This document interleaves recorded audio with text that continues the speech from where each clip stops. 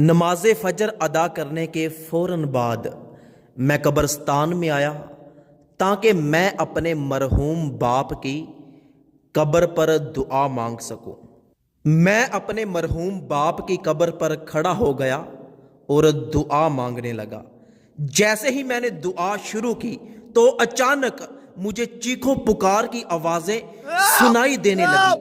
میں حیران ہو کر ادھر ادھر دیکھنے لگا لیکن مجھے کوئی بھی نظر نہ آیا۔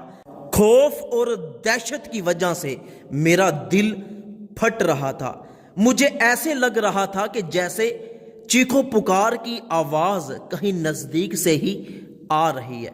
میں نے ادھر ادھر دیکھا تو مجھے ایسے لگا کہ جیسے چیخو پکار کی آواز ساتھ والی قبر سے آ رہی ہے۔ میں آہستہ آہستہ اس قبر کی طرف بڑھا اور بڑی ہمت کے ساتھ اس قبر کے نزدیک جب میں نے کان کیا تو مجھے آوازیں اور زیادہ زور زور سے آنے لگی۔ میں وہاں سے اٹھا، ایک جانب سے قبر کھلی ہوئی تھی، قبر میں بڑا سارا سوراخ تھا۔ میں اس سوراخ کے نزدیک گیا، سوچا کہ اس میں دیکھنے کی کوشش کروں، لیکن جیسے ہی میں نے اس میں دیکھا تو میں جھٹکا لگا کر پیچھے گرا اور تیزی کے ساتھ میں قبرستان سے باہر نکل گیا اور خوف اور دہشت کے مارے مجھ سے چلا بھی نہیں جا رہا تھا۔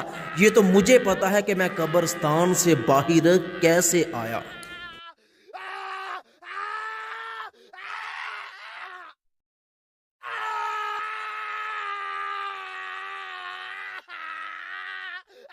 میں جلدی کے ساتھ اپنی موٹر سائیکل کے پاس آیا، موٹر سائیکل پر بیٹھا، موٹر سائیکل کو سٹارٹ کیا اور جلدی کے ساتھ اپنے گاؤں میں چلا گیا۔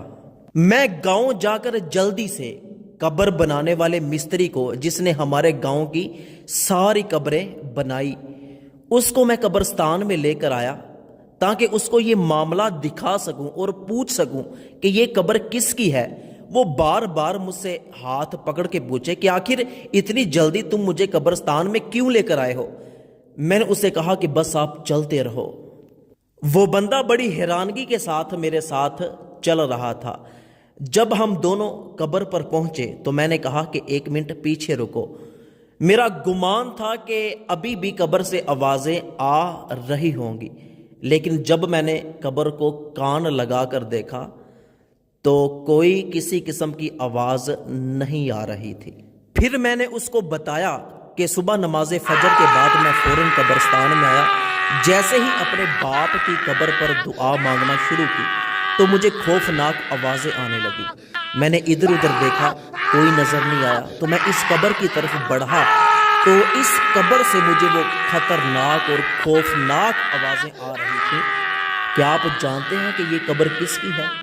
اس نے بتایا کہ یہ قبر ہمارے گاؤں کے ایک ٹھیکیدار کی ہے جو بہت ہی ظالم انسان تھا، اور سب سے بڑی بات یہ کہ یہ بندہ سود کا کاروبار کیا کرتا تھا اور لوگوں پہ ظلم کیا کرتا تھا، لوگوں کو سود پر قرض دیا کرتا تھا۔ تو میں سمجھ گیا کہ قبر سے جو آوازیں آ رہی ہیں یہ یقیناً سود کا کاروبار کرنے کی وجہ سے عذاب مل رہا ہے۔ تو میری اللہ پاک سے دعا ہے کہ اللہ پاک مجھے اور آپ کو سود جیسے بڑے گناہ سے بچنے کی توفیق عطا فرمائے۔ اچھی بات دوسروں تک پہنچانا صدقہ جاریہ ہے۔ اس ویڈیو کو جلدی سے اپنے تمام دوستوں کے ساتھ شیئر ضرور کیجیے گا۔